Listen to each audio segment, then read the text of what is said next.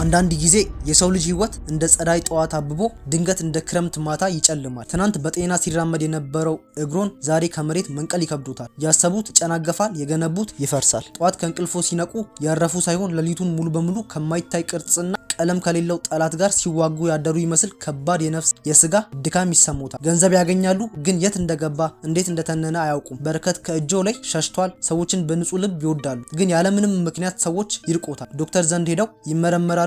ዘመናዊ ሳይንስ ደሞን አጥንቶን ፈትሾ ምንም አልሆንክም ሙሉ ጤነኛ ነህ ይሉታል። ነገር ግን እርሶ በውስጦ በነፍሶ ጥግ የሆነ ክፈኛ የተበላሸ ነገር እንዳለ በእርግጠኝነት ያውቃሉ። ይህ መጥፎ አጋጣሚ ነው ወይስ የተፈጥሮ የህይወት ፈተና? ወይስ ደግሞ እርሶ ሳያውቁ በድብቅ የተወረወረቦ የጥቁር ኃይል፣ የክፉ አይን ወይም አባቶቻችን ድግምትና መተት እያሉ የሚጠሩት የጨለማ ኃይል ሰለባ ሆነዋል? በዛሬው ቅኝት ጥልቅ መንፈሳዊና ሳይንሳዊ ዳሰሳችን ከአካላዊ ዓለም ባሻገር ያለውን በአይን የማይታየውን የኃይል ጦርነት እንፈትሻለን። ጤናው፣ ስኬቶ እና ሰላሞ ያለ ምክንያት እየደከመ ከሆነ ዛሬ የምነግራችሁን 10 ጥልቅ ምልክቶች በጥሞና ተከታተሉ። ምክንያቱም ጠላቱን ካላወቁ መቼም ቢሆን ማሸነፍ አይችሉም። ወደ 10 ምልክቶች ከመግባታችን በፊት አንድ ሀቅ እንነጋገር። በዘመናዊ ዓለም በተለይም በስልጣኔ ጎዳና ላይ ድግምት ወይም መተት ስንል ብዙዎች እንደ ኋላ ቀር አስተሳሰብ ወይም እንደ ተረት ሊቆጥሩት ይችላሉ። ነገር ግን በዘመናዊ የመንፈስ ሳይንስ እና ኳንተም ፊዚክስ እይታ ድግምት ማለት በከፍተኛ የጥላቻ ስሜት በምቀኝነትና በክፋት ታጅቦ ወደ አንድ ሰው የተላከ አሉታዊ ኃይል ሞገድ ነው። ኔጌቲቭ ኢነርጂ ወይም ፍሪኩዌንሲ ማለት ነው። ይህ ጥቁር ኃይል የሰውን ልጅ አውራ ማለትም እያንዳንዳችንን ከቦ የሚጠብቀንን መንፈሳዊ ጋሻ ሲሰብር በቀጥታ የሚያጠቃው 3 መሰረታዊ ነገሮችን ነው። የአእምሮን ሰላም፣ የአካላችንን ጤንነት እና እድልን ማለትም ስኬታችንን ማለት ነው። እስኪ አሁን ወደ ራሱ ህይወት ይመልከቱ። ቆም ብሎ ያስቡ። በህይወቱ ውስጥ እነዚህ 10 ምልክቶች አሉ? አብረን እንመርምር። አንደኛ፣ በህክምና ማብራሪያ የሌለው ከባድ ድካምና ህመም። የመጀመሪያውና ዋነኛው ምልክት ምንም ያህል ቢተኙ ምንም ያህል እረፍት ቢያደርጉ የማይለቀው ከባድ ድካም። ይህ ድካም ተራ የስራ ድካም አይደለም። ጠዋት ካልጋ መነሳት ልክ እንደ ትልቅ ተራራ መግፋት ይከብዶታል። ትከሻው ላይ በተለይም በጀርባውና በአንገቱ አካባቢ ከባድ ሸክም የተጫነ ያህል ይሰሙታል። ወደ ተለያዩ ዘመናዊ ሆስፒታሎች ይሄዳሉ። ደሞ፣ ልቦ፣ ኩላሊቶና ነርቮ ይመረመራል። ሐኪሙ ምንም የህመም ምልክት የለብህም ይሎታል። ነገር ግን ሰውነቶ በየቀኑ እየሟሟ አጥንቶ እየተሰበረ እንደሆነ ይሰሙታል። ይህ ለምን ይሆናል? የተላከው መጥፎ ኃይል የህይወት ጉልበቶን ወይም በእኛ ሀገር አጠራር የህይወት ጸጋውን እንደ ጥገኛ ተውሳክ እየመጠጠ ስለሆነ ነው። አካላዊ በሽታ ሳይሆን የኃይል መሟጠጥ ስለሆነ በማሽን ሊታይ አይችልም። ሁለተኛ፣ የገንዘብና የበረከት ድንገተኛ መዘጋት። ሁለተኛው ምልክት በእጃችሁ በስራችሁና በኪሳችሁ ላይ የሚከሰት ነው። ኢትዮጵያውያን በረከት የሚለውን ቃል በጣም እንጠቀማለን። በረከት ማለት የነገሮች መጨመር፣ መባረክ ማለት ነው። ድግምት ሲሰራቦ በመጀመሪያ የሚነጥቃችሁ ነገር ይህንን በረከት ነው። በትጋት ይሰራሉ፣ ከማንም በላይ ይለፋሉ፣ ገንዘብ ያገኛሉ። ነገር ግን ገንዘቡ ልክ ታችኛው ክፍል ላይ ቀዳዳ እንዳለው ጆንያ ይፈሳል። ያልታሰቡ ወጪዎች፣ የቤተሰብ ህመም፣ ድንገተኛ የመኪና ወይም የእቃ ብልሽቶችና ሊወጡት የማይችሉት እዳዎች ይከመራሉ። ትናንት በስኬት ይራመድ የነበረው ስራው ዛሬ በድንገት ደንበኛ ያጣል። ሰዎች ከእርሶ ጋር መስራት ያስጠላቸዋል። ይህ መተት ኢላማ የሚያደርገው የእርሶን የስኬት በር ወይም የስር ቻክራ በመዝጋት ከምድር ጋር ያሉትን የስኬት ትስስር መቁረጥ ነው። ሶስተኛ፣ በቤተሰብና በፍቅር ግንኙነት ውስጥ የሚፈጠር ድንገተኛ ጥላቻ። ይህኛው ምልክት ከምንም በላይ ልብ የሚሰብርና የሚያሳምም ነው። ከሚወዱት ሰው፣ ከትዳር አጋሩ፣ ከልጆቹ ወይም አብረው ካደጉት ቤተሰቦ ጋር ያለምንም በቂ ምክንያት ጦርነት ይፈጥራሉ። በትንሽ ዋጋ በማይሰጡ ነገሮች ላይ ትልቅ ጸብ ይነሳል። የትናንቱ ጥልቅ ፍቅር ዛሬ ወደ መርዝነት ይቀየራል።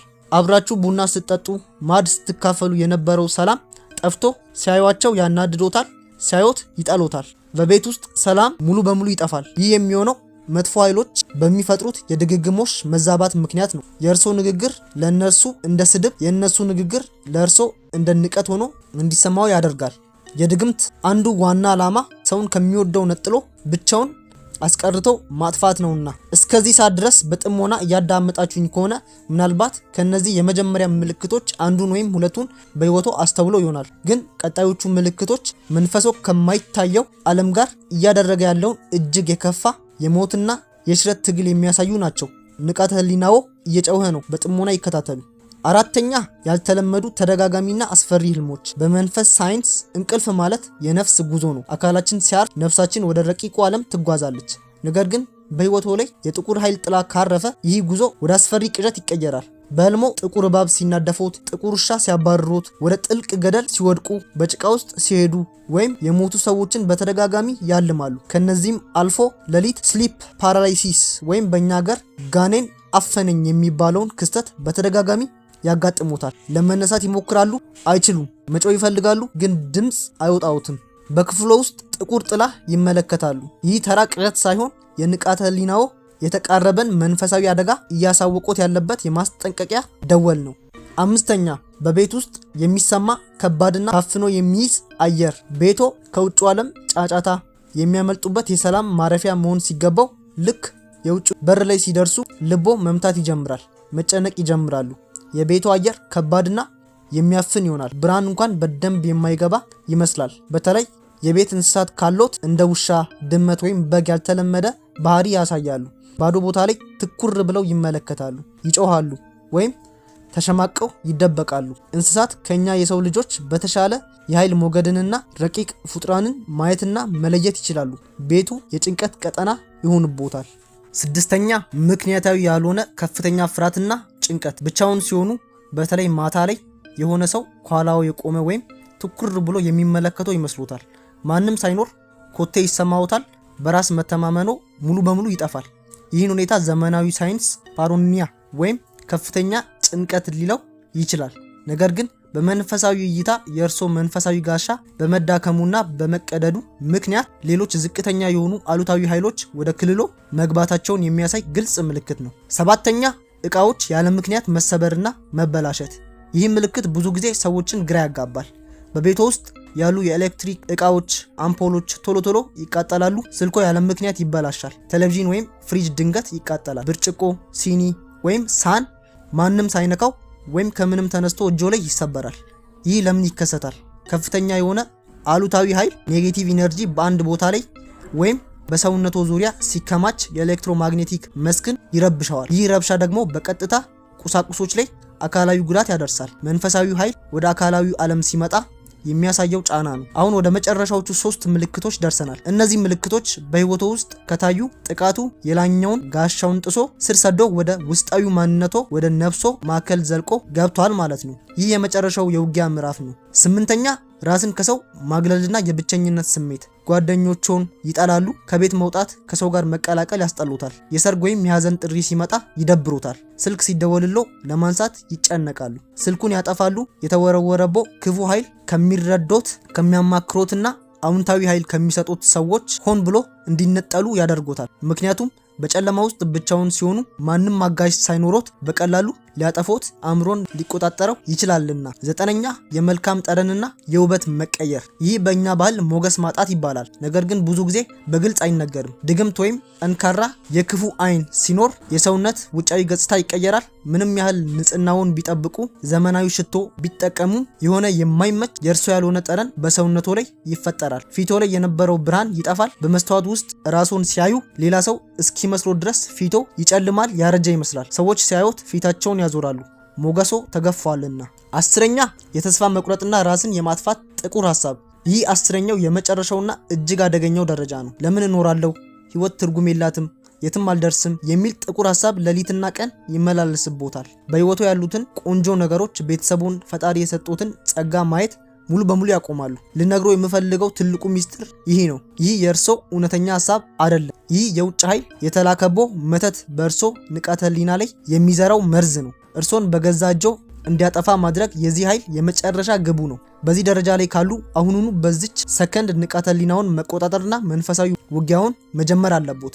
እነዚህ 10 ከባድ ምልክቶች ስንመለከት ምናልባት ወደ ኋላ መለስ ብለው በማሰብ ፍርሃት፣ ድንጋጤ ወይም ጭንቀት ሊሰማዎት ይችላል። ነገር ግን ዛሬ በዚህ ቪዲዮ መጨረሻ ላይ አንድ ትልቅ ዘላለማዊ እውነት ልንገራችሁ። ምንም አይነት ድግምት፣ መተት፣ የጥንቆላ ኃይል ወይም የክፉ ሰዎች ምቀኝነት ፈጣሪ በእርሶ ውስጥ ካኖረው ከተሰጦት የውስጥ ብርሃን በፍጹም ሊበልጥ አይችልም። ጨለማ የቱንም ያህል ቢያበራ አንዲት ትንሽ ሻማ ስትበራ መሸሸጉ አይቀርም። ድግምትና መተት በህይወቶ ውስጥ የሚሰራው እርሶ በውስጦ በሩን ክፍት ሲያደርጉለት፣ መንፈሶን ሲያደክሙ ብቻ ነው። ፍርሃት፣ ቁጣ፣ ቂምና ራስን መጥላት ለነዚህ ክፉ ኃይሎች ምግብ ናቸው። ታዲያ ምን እናድርግ? እንዴት እንዋጋው? የመጀመሪያውና ትልቁ እርምጃ ማመንና አለመፍራት ነው። ኃይሎን መልሰው ይውሰዱ። አእምሮን አውንታዊ በሆኑ ነገሮች ይሙሉት። ፈጣሪውን በጸሎት በስግደት በምስጋና ይቅረቡ። የራስዎን መንፈሳዊ ኃይል በፍቅር በይቅርታና በሰላም ከፍ ሲያደርጉት ዝቅተኛ የሆኑ የድግምት ኃይሎች እርሶን መንካት አይችሉም። ልክ ብርሃን ባለበት ጨለማ መቆም እንደማይችለው ሁሉ ይቃጠላሉ፣ ይከስማሉ። ይህ ቪዲዮ ችግሩን ለማሳየት ብቻ አይደለም። በቀጣይ ዝግጅታችን ከድግምት ከመተትና ከክፉ አይን ራስዎን ቤተሰቦንና ንብረቶን ሙሉ በሙሉ የሚጠብቁባቸውን እንዲሁም የተላከውን የክፉ ኃይል ወደ ላከው ሰው መልሶ የሚልኩባቸውን 10 አስገራሚ የተፈጥሮ የጸሎትና የመንፈስ ጥበባት ይዤላችሁ እመጣለሁ። ያ እጅግ ወሳኝ ቪዲዮ እንዳያመልጦ አሁኑኑ ከታች ያለውን የሰብስክራይብ ቁልፍ በመጫን የደወል ምልክቷን ይጫኑ። ይህ ቪዲዮ ለሚያስፈልገው በጭንቀት ውስጥ ላለ ወንድም ወይም እህት ሼር በማድረግ የብርሃን አጋዥ ይሁኑ። ይህ መሳጭ እውነታዎችን ነው። ሁልጊዜም እውነትን፣ ጥበብንና ከዓይናችን የተሰወረውን ሚስጥር በምክንያትና በማስረጃ ወደ እናንተ እናደርሳለን። ነፍሳችሁ በብርሃን፣ ህይወታችሁ በሰላም፣ ጓዳችሁ በበረከት የተሞላ ይሁን። ከክፉ ሁሉ ፈጣሪ ይጠብቃችሁ። ደህና ሁኑ።